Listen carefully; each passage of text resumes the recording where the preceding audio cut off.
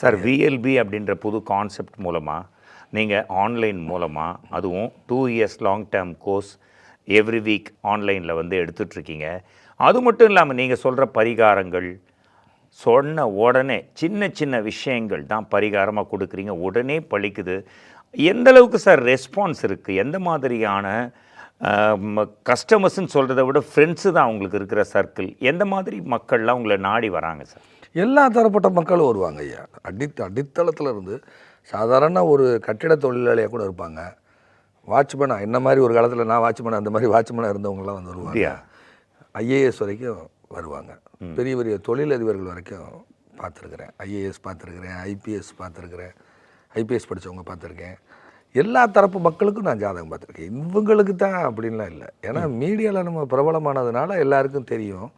எல்லாருடைய தொடர்பும் இப்போ கல்லூரி நிறுவனங்கள், பெரிய கல்லூரி நிறுவனத்தினுடைய சிஇஓ, ஐடி கம்பெனியுடைய சிஇஓ, அந்த மாதிரி எல்லாருக்கும் பார்த்துருக்கேன். பரிகாரம் எல்லாருக்கும் ஒரே மாதிரி தான் வரும், மாறுபட்டுலாம் வராது. அதாவது இவங்க தொழிலதிபருங்கிறக்காக அவங்களுக்கு போய் யாகம் பூஜைன்னு கொண்டு போகிறதில்ல. அதே மாதிரி பார்த்தீங்கன்னா அடித்தட்டு மக்களாக இருப்பாங்க, அவங்களே யாக பூஜைன்னு கொண்டு போகிறதில்ல. செய்ய வேண்டிய கட்டம் இருந்தால் மட்டும்தான் அந்த யாகம் பூஜைங்கிறது போகும். அதுவும் நான் மேக்ஸிமம் அதில் எனக்கு நேரம் இல்லை, அதுக்கான விஷயங்களை நான் தலையிடுறதில்ல. மேக்ஸிமம் ரொம்ப நெருக்கமானவங்க, நம்மளோட நெருங்கி பழகக்கூடியவங்க, அவங்கள மாதிரி நபர்களை தான் இந்த மாதிரியான கோயில்கள், இந்த மாதிரி யாகம், அந்த மாதிரி இதுக்கெல்லாம் கூப்பிட்டு போகிறது. மற்றபடி நான் யாரையும் மேக்ஸிமம் அலக்களிக்கிறது இல்லை.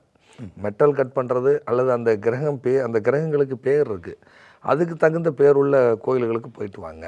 இந்த கிரக சேர்க்கைக்குன்னு ஒரு கோயில் இருக்குது, கிரக சேர்க்கைன்னு ஒன்று இருக்குது, அது எந்த நட்சத்திரத்தில் இருக்குன்னு இருக்குது, அது எந்த ராசி மண்டலத்தில் இருக்குன்னு இருக்குது, அதை எந்த கிரகம் பார்க்குதுன்னு இருக்குது. இந்த காம்பினேஷனுடைய கோயில் எடுத்து சொல்கிறது தான் என்னுடைய பரிகார முறை. ஒரு ஜாதகத்தில் ரவிக்குமார் அப்படிங்கிறவரால் பிரச்சனை. அப்போ ரவி ஈஸ்வரரை போய் பாருங்கள், வியாழன் என்று பாருங்கள்.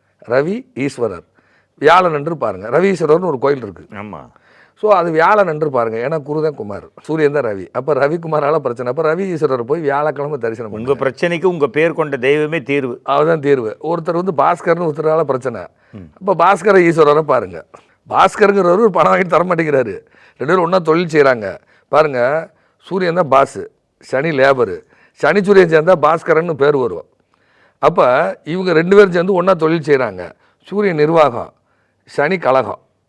2 பேரும் கூட்டாக சேர்ந்து தொழில் செய்கிறாங்க. நஷ்டமாகி போச்சு, பணத்தை கொடுக்க மாட்டேறாரு அவர்.